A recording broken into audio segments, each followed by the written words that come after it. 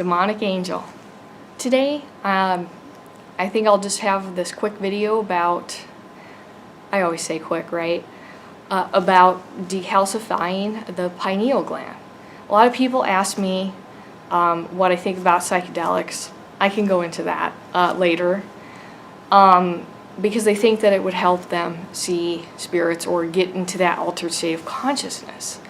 But what you really need, without, we're leaving entheogens aside, you need a decalcified pineal gland to really see the world in this different way.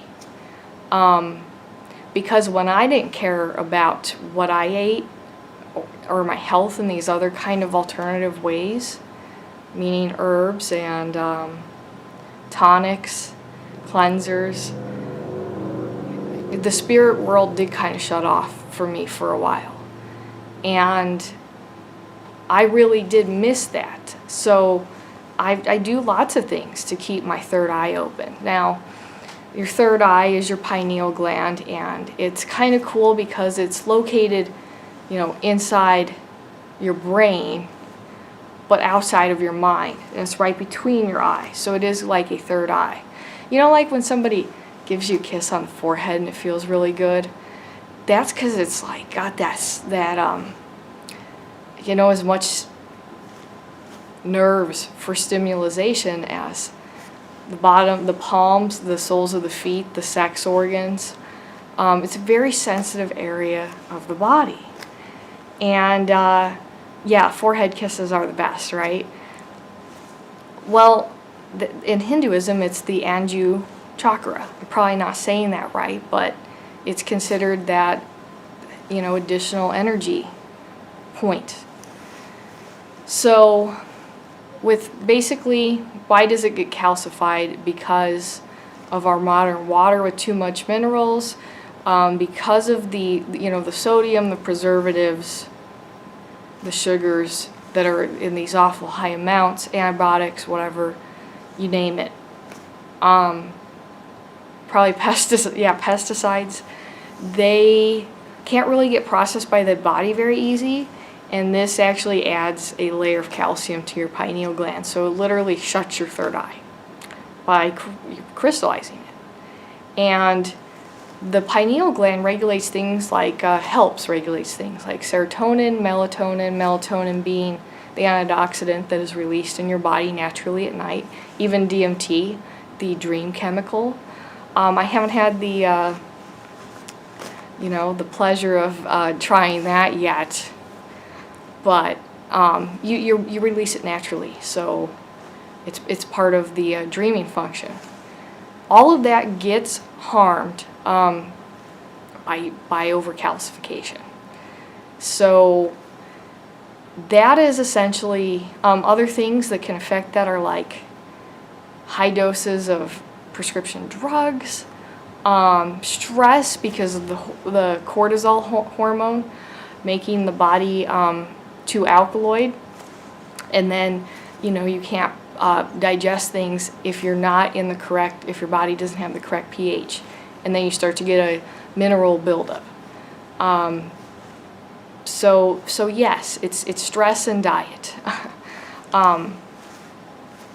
And also one of the things that it does, though, which we are interested about, is it deals with perception. So the more you live in stress and the worse that you overall generally care about your health, the less that you can see things from another person's perspective, see things artistically or creatively, remember your dreams, heal by just walking, because being grounded, requires that you're sort of healthy to begin with, and then those minor activities of grounding become much easier for you to connect with when you already are healthy to begin with. So, it's going to be hard to do it's going to be hard to be a good magician with a blockage like that, or have psychic experiences, getting messages and dreams. receive from the subconscious, just to be truly recessive in all of its splendor, which is, the ultimate feminine quality, that recessive quality, open to the whole of understanding. And with that comes knowledge and wisdom and the healing mother aspects of nature and us. So I'm going to post a list below of herbs that you can use to decalcify, because the true shaman, the true pagan really knows that drugs are not the go-to way to experience these altered states. They're accomplishable by music, and one of the big things is the correct health, the correct body balance. And I'm not going to overlook it here. It's very, very important, and I'll go over it all the time. And in addition to the ones on this list, I use dandelion a lot, and I also use burdock root. Those are good. I drink them in a tea. Those are really good cleansers. You want to talk to your doctor, as always.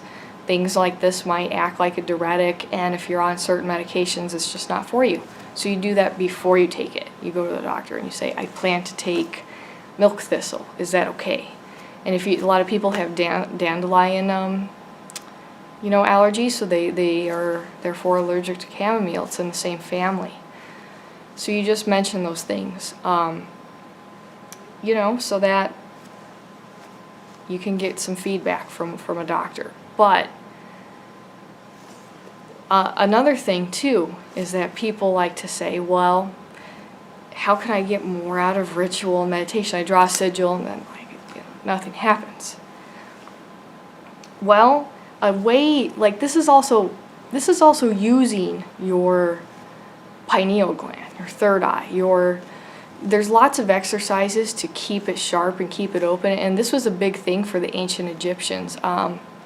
They have a lot of information about, and they did exercises to keep the third eye open because they valued it as more important than our actual eyes.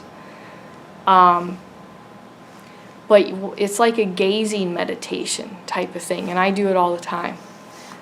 You can do it with a candle flame because it's really easy. You look at a flame for a few minutes, then you close your eyes.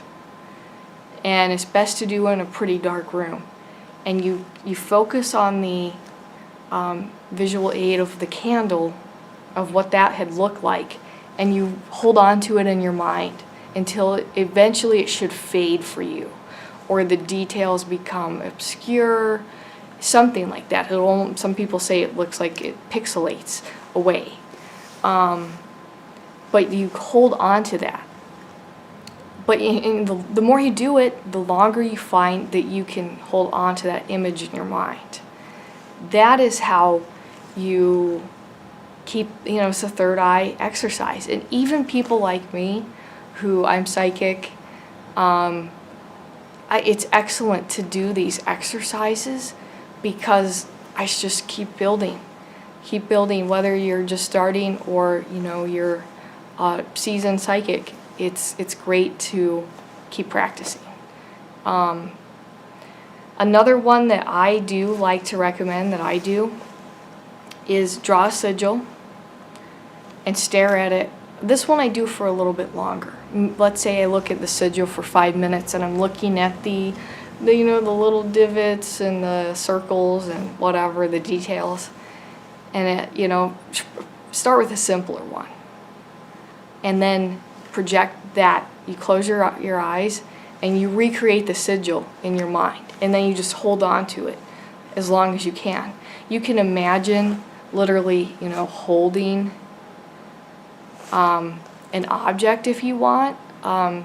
When you visualize it, that kind of sense of grounding can help you retain visualization. But yeah, it's a gazing, that gazing meditation where you look, and that's a really good place to start if you're going to practice scrying. to just kind of sharpen the pineal gland. I do these kinds of things before I do things like scrying and necromancy. Any kind of big ritual, I already know it's going to be a big surge in energy, and then of course it's going to be a drain afterwards. So, you know, I'm preparing for that, and that's a really good thing. And also you can put a little amethyst, because the amethyst is the same color and frequency of the energy that is the pineal gland, and it will gently cleanse it. And then of course you can cleanse your amethyst in the monthly moon water, or you can clean it in menstrual water. You can do, you know, holy water of your way of choosing, but you get the idea. Anyway, I'm going to put a link below. One page talks about some exercises to do to sharpen your third eye. Give them a try. Tell me what you think. Then the other one is a list of, I think, 15 herbs. I think I've probably tried about 8 of them. And those are for decalcifying, helping your body. It's just essentially detoxing your body in general. And I was just seeing recently Damien Eccles, one of my favorite occultists. He was making a tincture of the blue lotus stuff. So you can check out, you know, his channel as well. But I'll see you guys later, so I'll do the, you know, Asmodeus introduction, just my thoughts, my little grimoire feelings and such, and then I'll do the actual sigil video. I'll see you guys later.